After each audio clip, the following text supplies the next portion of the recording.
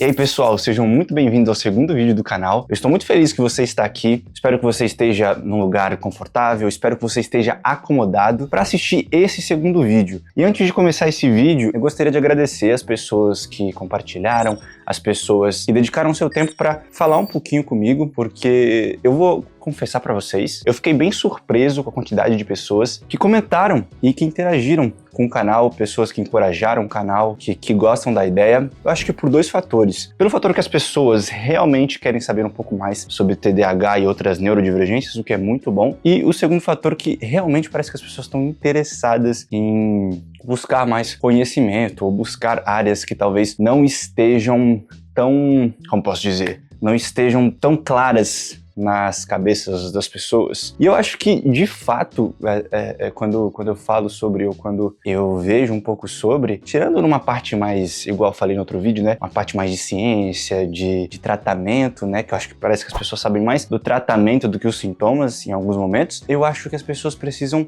um pouco mais de informações, saber um pouco mais de fato sobre esse tema, e eu estou aqui para resolver esse problema. Eu vou tentar trazer o máximo de informações possíveis baseado na minha experiência e baseado no que eu leio, no que eu vejo, no que eu escuto, baseado em todas as minhas experiências possíveis. É isso que eu quero trazer para vocês aqui nesse canal. Cara, e hoje eu vou começar a falar um pouco desses sintomas e destrinchar um pouco eles, sabe? Porque assim, eu creio que daqui a um tempo você vai conseguir olhar para os meus vídeos e fazer meio que um checklist do TDAH com as coisas que você tem, que você apresenta no seu dia a dia e as coisas que você não apresenta. Então hoje eu vou falar algumas dessas coisas, não todas obviamente, porque enfim são muitas, mas eu vou tentar trazer algumas e as suas descrições, como elas acontecem, um pouquinho de uma explicação mais teórica e uma explicação mais prática do dia a dia também para você entender se isso faz sentido para você ou não. Cara, eu acho que eu não podia deixar de falar sobre um termo que eu acho que um monte de gente já ouviu, mas as pessoas não sabem muito bem como isso funciona no seu dia a dia, que é em relação à dopamina. E o TDAH, eu acho que ele vai ser perseguido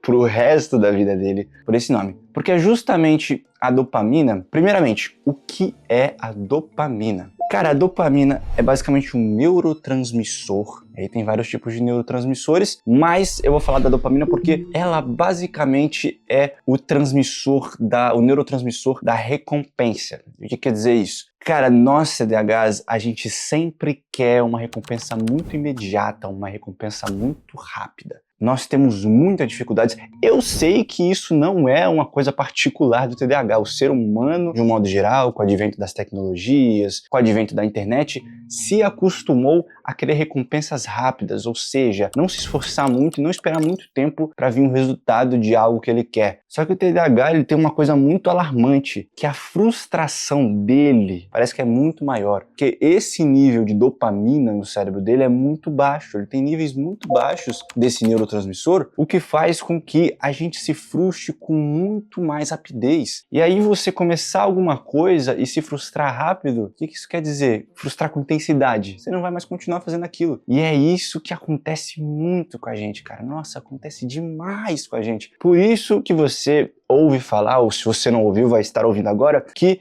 TDAHs tem dificuldades com terminar projetos, com terminar um trabalho que ele está fazendo, com terminar, sei lá, alguma coisa, uma atividade física, porque ele tem, é que não é muito bem motivação a palavra, mas ele tem essa falta, né, de motivação, vamos dizer assim, tá? Bem entre aspas, porque eu não quero explicar nada errado para você sair falando motivação por aí, mas basicamente é isso.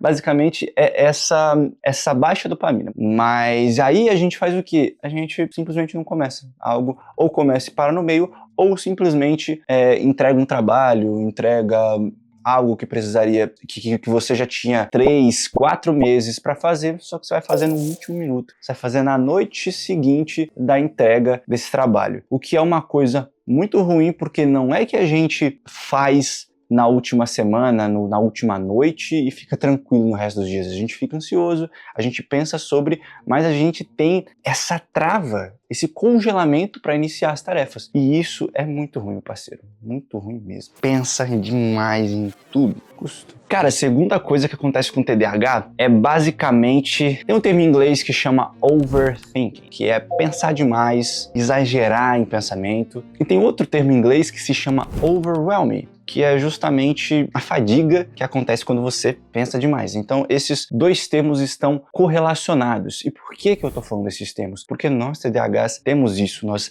não paramos de pensar um minuto. E algumas vezes, além de não parar de pensar um minuto, algumas vezes nós pensamos tanto que nós cansamos de pensar e por esse excesso de pensamento, muitas vezes a gente procrastina, ou seja, a gente não vai fazer uma tarefa porque a gente raciocinou demais, refletiu demais e decidiu de uma forma super estranha de que talvez não seja o meu dia, talvez... não sei, não tô falando direito, acho que eu não vou gravar esse vídeo. Nossa, eu acho que hoje não é dia de gravar vídeo. Eu falo isso de vídeo porque aconteceu isso comigo e acontece todos os dias que eu vou gravar um vídeo. Talvez alguns dias são um pouco mais fáceis, outros mais difíceis, mas depende muito da situação. Eu sei que vai ser difícil em algum grau. Essa que é a grande questão, porque a gente raciocina muito antes de conseguir tomar uma ação.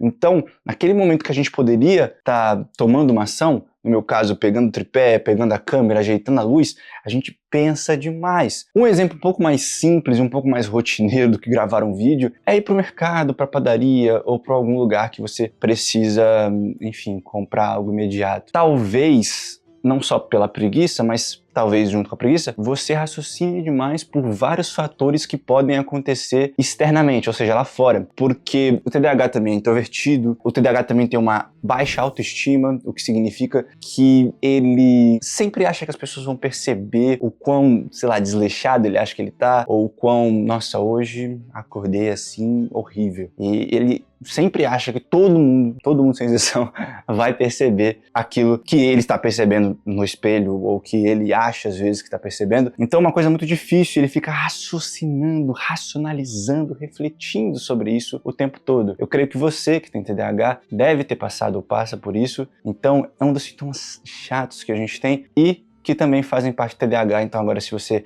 quiser fazer seu checklist e se você tem isso ou algo parecido, é importante você dar uma olhada, sabe? Cara, só parando para lembrar que eu não estou aqui para diagnosticar ninguém, não estou aqui para falar você tem TDAH porque você tem isso. Eu quero te ajudar a investigar as coisas que você tem, porque eu acredito que o TDAH, ele é descoberto muito, está sendo descoberto muito pela internet ultimamente. Então é muito importante que é muito importante eu ajudar pessoas que não têm esse conhecimento ou que não sabem ou não percebem que fazem isso, mas parando para ver um vídeo, às vezes elas conseguem perceber isso. Seria muito, muito, muito bom se eu conseguisse ter essa missão, fazer chegar nessas pessoas, sabe? Então, só para lembrar, eu quero que você perceba, se você conseguir, tomara que consiga, ir atrás de um diagnóstico ou ir atrás de algum método que te ajude nisso, mas esse canal aqui é para sinalizar coisas, é para trocar experiências, não estou querendo diagnosticar ninguém. Cara, vamos falar então do terceiro e último sintoma desse vídeo, mas eu quero trazer muitos outros sintomas e muitos outros conteúdos falando sobre experiências minhas e experiências que podem acontecer